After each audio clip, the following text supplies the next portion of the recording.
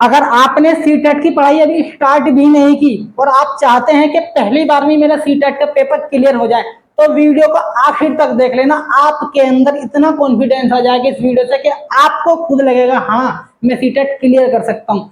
क्योंकि आज मैं आपको वो ट्रिक्स बताऊंगा जिसको फॉलो करके आप पहली बार में अपना सीटेट का पेपर निकाल सकते हैं। चाहे आपने अभी तक कुछ भी ना पढ़ा हो, लेकिन अब से वो पढ़ना जो मैं बताऊंगा, मेरी बताई स्ट्रेटेजी फॉलो करना, आपके 90 प्लस 101% आएंगे। और अगर आपने ढंग से स्ट्रेटेजी फॉलो कर ली तो आप 125 नंबर भी ला सकते हैं। और जिसका ये डर है ना कि सीटेट पहली बार में पास कैसे होगा, वो तो बिल्कुल निकल जाएगा। वीडियो के आखिर तक रहना, आप कमेंट में खुद लिख के जाओगे कि सर वीडियो में वाकई में मजा आ गया। तो आइए वीडियो को शुरू करते हैं। तो भाई वीडियो को शुरू करने से पहले आप ये बताओ, सबसे पहली ट्रिक क्या होती है? सबसे पहली ट्रिक होती है खुद पे भरोसा करना। जिसको खुद पे भरोसा आ गया, उससे बड़ी ट्रिक दुनिया में कोई भी नहीं है। तो मेरी ये बात हमेशा याद रखना, पहले भाई खुद पे बिलीव रखो। आपको खुद पे बिलीव होगा ना कि हाँ भाई मैं कर सकता हूँ, तो ही आपका पेपर क्लियर होगा। बात करते हैं वीडियो की। तो भाई आपके पास 5 सब्जेक्ट आते हैं। अब मैं आपको बताता हूँ कि किस सब्जेक्ट में कैसे पढ़ना है। मान लीजिए एक सब्जेक्ट है सीडीपी, ईवीएस, एसएसटी, हिंदी। तो भाई आपको ये थोड़ी है कि आपको इनमें लगे ही रहना। भाई 10, 12, 15 दिन बच रहे हैं, उस हिसाब से पढ़ाई करेंगे।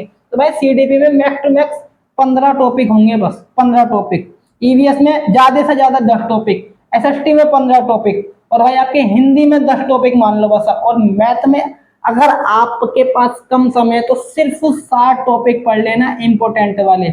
और अगर आप अलग से टॉपिक की वीडियो चाहते हो तो मुझे कमेंट में जरूर बताना। और भाई इन 15 टॉपिक में भी आप सिर्फ हर टॉपिक के 100 पीवाईक्यू कर लेना, 100 पीवाईक्यू कर लेना बस। और पीवाईक्यू भी कैसे करने, आपको पहले कंसेप्ट पढ़ना। कंसेप्ट ज्यादा नहीं पढ़ना आपको, एक टॉपिक का कंसेप्ट ज्यादा से ज्यादा 10 या 15 मिनट पढ़ लेना आप, एक टॉपिक का कॉन्सेप्ट बस आप इतना कर लो। प्लस पीवाईक्यू लगा लो। पीवाईक्यू लगाने का सबसे बेस्ट तरीका मैं आपको बताता हूँ क्या होता है। भाई पीवाईक्यू आपको ये नहीं है कि आपको 10-15 साल के पीवाईक्यू रगड़ के रखने हैं, इतना नहीं आएगा। एग्जामिनर इतना नहीं पूछेगा, इतना डीप नहीं जाएगा। भाई सीटेट का पेपर है, यूपीएससी नहीं है। तो भाई आपको आखिरी के 5 या 6 साल के, और आप मेरे कहने से 2020 से लेकर 2026 के पीवाईक्यू कर लो बस, सिर्फ इतने पीवाईक्यू कर लो। और आप इनको 2 बार रिवाइज कर दो, कैसे भी करके 2 बार रिवाइज कर दो आप। 6 सितंबर तक आप 2 या 3 बार रिवाइज कर लिए तो भाई आप बड़ी ही आसानी से सीटेट का पेपर पहली बार में निकाल दोगे। भाई ज्यादा नहीं है, 5 या 6 साल के पीवाईक्यू हो गए बस, ये ज्यादा नहीं है। और भाई इतना आपको करना ही पड़ेगा अगर आपको फर्स्ट अटेम्प्ट में क्लियर करना है। दूसरा होता है हमारे पास ट्रिक, तुक्का लगाने का तरीका। भाई तुक्का लगाने कैसा है, ये तुक्का लगाने का भी एक साइंटिफिक तरीका होता है। कैसे लगाना है, मान लीजिए आपके पास सब्जेक्ट है 5, CDP, math, EVS, Hindi, English और संस्कृत, ये लैंग्वेज 2 होगी। अब आप ईवीएस की जगह मान लीजिए आपके पास एसएसटी आ जाएगी, साइंस आ जाएगी। तो भाई आपको लगाना कैसे है तुक्का, आपको लैंग्वेज 2 ऐसी होती है जो सबकी कमजोर होगी, हर बच्चे की लैंग्वेज 2 कमजोर होती है। फिर आपको करना क्या है, आपको हिंदी यानी कि लैंग्वेज 1 में हिंदी चूज करनी है, लैंग्वेज 1 में।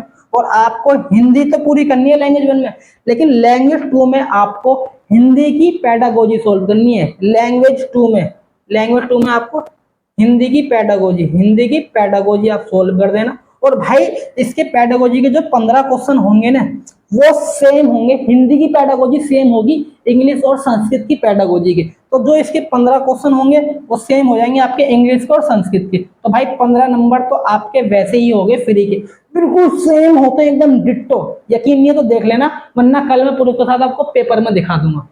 दूसरी बात, अब बताते हैं कि तुक्का लगाना कैसे है। ये तो साइंटिफिक तरीका हो गया, अब तुक्का लगाना कैसे है। भाई ऑप्शन का एलिमिनेट कैसे करना है। भाई आप पेपर में जाएंगे, मान लीजिए मैं आपको एक चीज बताता हूँ, तुक्का लगाने का भी साइंटिफिक तरीका कैसे होता है। आपके पास मान लीजिए 4 ऑप्शन है, तो भाई आपको सबसे पहले ये देखना है कि उसमें सबसे बड़ा कौन सा है। सबसे बड़ा देखना आप सबसे पहले, अगर सबसे बड़ा होगा या तो जो उसका क्वेश्चन का आंसर होगा या तो सबसे बड़ा होना चाहिए वो, या फिर उसमें ऐसा होना चाहिए कि ए बी सही है, बी सी सही है, सी ए सही है, या तो ऐसे करके होना चाहिए। या फिर होना चाहिए उपरोक्त सभी होना चाहिए या तो ऑप्शन में, या फिर होना चाहिए उसमें कि इनमें से कोई नहीं, या फिर इनमें से कोई नहीं, इनमें से कोई नहीं, अगर आपके पास ऑप्शन में ये है भाई, ये चारों तो एक साथ होंगे नहीं, इनमें से कोई भी एक होगा वही आपका आंसर होगा।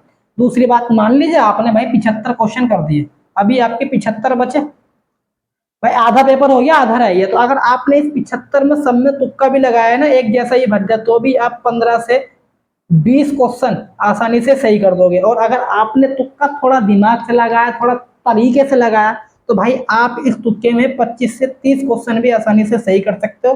फिर आप अपने 75 में 30 प्लस करोगे तो 105 हो गए। 105 में मैं मानता हूँ आपके 20 ही सही होंगे, तो भी भाई आपके 95 हो गए। और अगर आप जनरल नहीं हो, ओबीसी SC ST हो, तो भाई आपको और भी ज्यादा फायदा हो जाएगा। अगर आपने 70 क्वेश्चन भी कर दिए और 20 क्वेश्चन आपने बाकी 80 में से तुक्के में सही कर दिए, तो भी आप पास हो जाओगे। तो भाई पास होने के लिए ज्यादा पढ़ने की नहीं, अच्छी स्ट्रेटेजी की जरूरत होती है। मिलेंगे नेक्स्ट वीडियो में एक बेहतरीन अपडेट के साथ। वीडियो कैसी लगी कमेंट में जरूर बताना, और किसी और टॉपिक पर वीडियो चाहिए तो भी आप मुझे कमेंट में बताना, और चैनल को सब्सक्राइब जरूर करना भाई, वीडियो को लाइक शेयर जरूर करना। मिलेंगे नेक्स्ट वीडियो में, जब तक के लिए नमस्कार।